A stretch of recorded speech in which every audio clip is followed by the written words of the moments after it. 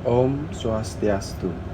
Perkenalkan, nama saya Ika Darwa Putra, nomor absen 13 dari kelas 12 MIPA 1.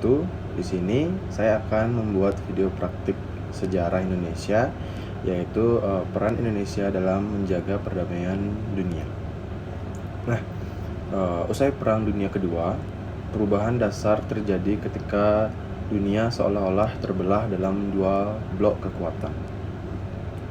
Blok kekuatan itu yakni blok barat yang dipimpin oleh Amerika Serikat dan blok timur di bawah kepemimpinan Uni Soviet. Kedua blok ini mempunyai kepentingan yang berbeda. Maka di sini terjadi perselisihan antara kedua yang bahkan kerap berujung pada konflik militer. Perseteruan ini dikenal dengan nama Perang Dingin. Nah, lanjut, dalam suasana Perang Dingin ini, kedua blok berusaha menanamkan pengaruhnya ke berbagai penjuru dunia, khususnya ke negara-negara yang baru saja merdeka, termasuk di dalamnya Republik Indonesia, agar memiliki prinsip dan pegangan yang kuat. Maka pada 2 September 1949, Wakil Presiden RI kala itu Muhammad Hatta mengeluarkan pernyataan tentang politik luar negeri RI, yakni politik luar negeri bebas aktif. Dan konsep politik luar negeri bebas dan aktif memiliki pengertian bebas dalam arti bangsa Indonesia tidak memihak kepada kekuatan-kekuatan yang bertentangan dengan kepribadian bangsa atau Pancasila. Nah, sedangkan aktif dalam menjalankan kebijaksanaan luar negeri, tidak bersikap pasif atas kejadian internasional.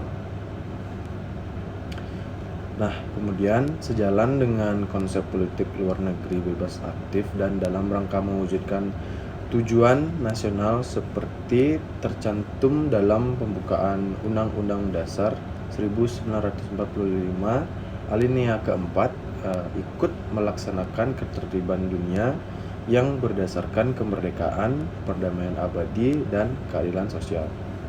Maka di sini bangsa Indonesia mengambil peran dalam perdamaian dunia. Dalam buku pengetahuan sosial sejarah oleh Drs. Tugiono disebut peran Indonesia dalam perdamaian dunia di sini, yaitu ada 4. Yang pertama, mengirim kontingen Garuda Indonesia. Yang kedua, tercantum dari salah satu negara pelopor berdirinya gerakan non-blok. Yang ketiga, ikut secara aktif membantu menyelesaikan konflik di Kamboja dengan mensponsori penyelenggaraan Jakarta Informal Meeting yang disebut GAME pada bulan Juli 1988. Mengambil peran dalam hubungan internasional yang keempat.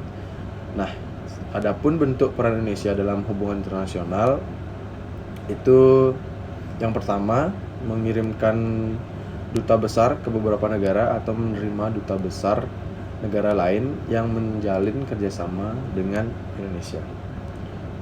Lantas, yang kedua, mendukung gerakan zona bebas nuklir di kawasan negara-negara anggota Association of Southeast Asian Nation atau ASEAN.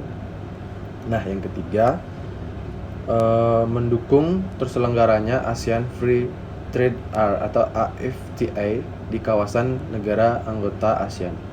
Dan yang keempat, peran Indonesia lainnya dalam perdamaian dunia dalam bentuk hubungan internasional, yakni turut berpartisipasi dalam kegiatan pertukaran pelajar dan mahasiswa dari dan ke luar Indonesia.